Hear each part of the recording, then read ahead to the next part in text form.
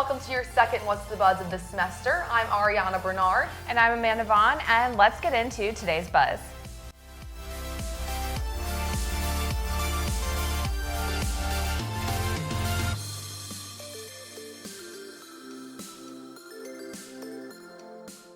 Today marks the day Donald Trump becomes the 45th President of the United States, but here on What's the Buzz, we're only going to talk all things entertainment regarding his inauguration.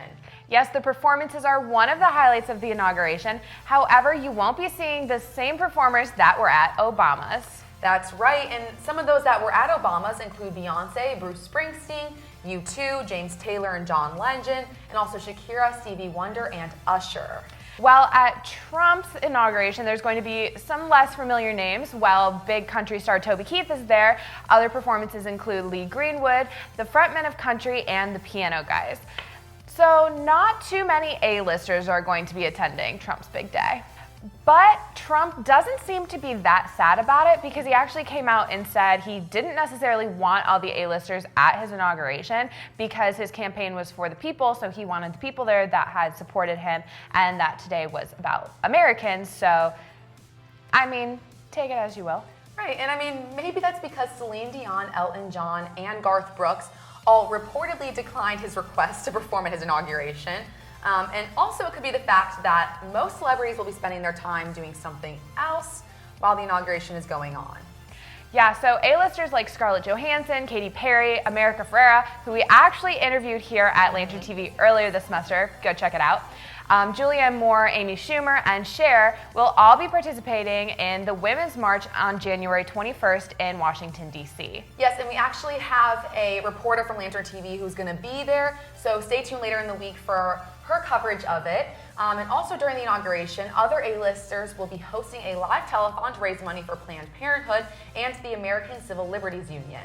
Yeah, and comedian Chelsea Handler is holding a corresponding women's march in Park City, Utah on Saturday during the Sundance Film Festival. So, Ariana, what do you think of all of this? Well, I think every year during the inauguration, there are groups of people and even celebrities who aren't complete fans of who is becoming the next president. But, I think if they're protesting in a way that's civil and avoids all violence, then, they're free to do as they please and kind of express their views and stand up for what they believe in.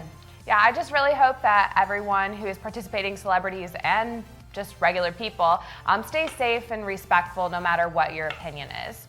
So speaking of other strong, powerful women in Hollywood, actress Blake Lively recently accepted a People's Choice Award for Favorite Dramatic Movie Actress for her performance in the movie The Shallows. Yes, love her performance. I saw that movie and I'm a big fan of shark movies, but they can be overdone sometimes, but I actually thought this one was pretty decent. So good for her, I'm really excited. And in her acceptance speech, she really emphasized on the fact of, that women are very powerful in Hollywood and they have all these strengths, and she kind of touched on lessons that she learned from her mom. But the highlight from that speech was when she referenced her husband, Ryan Reynolds, who, we all love and respect. So we're going to take a look at what she exactly had to say right now. And when you guys voted for this, you didn't just vote for this movie or me, but you voted for girl power. And so thank you. Thank you for, it's true. And men voted for girl power too, and you guys are awesome for doing that. So thank you for sending a message to Hollywood that people want to hear stories about women, and we want to hear your stories, whether it's social media, your iPhone, whatever. Tell your stories now more than ever. You need to be heard. You are valuable, and no one can limit you. So thank you guys, and thank you to my husband, who's everything to me. You can't have him. He's mine. Thank you. Oh my gosh, I just love them as a couple. And when they came out like a couple months ago with their kids for the first time, I was just like, their family is so adorable. How can you not love them? Right, but she kind of crushed the dreams for all Ryan Reynolds lovers. He's off limits, guys. You can give up your fight now because he's hers, so just back off. Yeah, I respect that. Yeah. I really do. So. Yeah.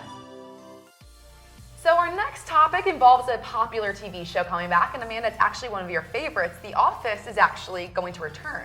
Oh my gosh, I'm so excited. This is better than when Gilmore Girls came back. I know, and I know you're a fan, so I wanted to share the news with you first, but wait, shoot, I'm so sorry. My bad. Actually, it's Will and Grace that's coming back. My mistake. Ariana, how do you mix those two up? It must have been a typo. I don't know. Maybe someone else hacked my account. But, this is actually what happened to actor Steve Carell, or so he claims. He tweeted on Wednesday that The Office was going to return, creating rapid excitement on Twitter, and fans kind of, exploding, retweeting, commenting back. But then moments later, he tweeted that, he had a typo. It was actually Will and Grace that he meant was going to return.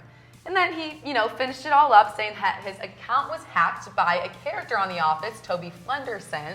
So that kind of created a lot of drama on Twitter, a lot of false excitement. You're a fan of the show. What are your thoughts on this? I mean, that's just another reason why Toby is the worst. I mean, anybody who's watched The Office knows. Sure. I mean, Michael Scott can do no wrong, so Toby, not a fan. Yeah, so were you kind of brought down by this? I mean, I know you saw the tweets and everything, so how did you feel? I mean, revivals sometimes can be a little iffy, so I think The Office ended in a good place. I was happy with where it ended, and I still love it, still go back and watch it from time to time, so, why ruin a good thing? So, right, I kind of agree. It's okay. It might have been a nice thing to do on April Fool's Day, but, in January when it's kind of gloomy out already, might not be the best time, Steve Carell. Maybe next time. I mean, whatever, it works. Yeah. All right, well, that's all we have for you on today's What's the Buzz. Stay tuned next week for an all-new What's the Buzz. Thank you so much for watching, and have a great weekend. Take care. Talk.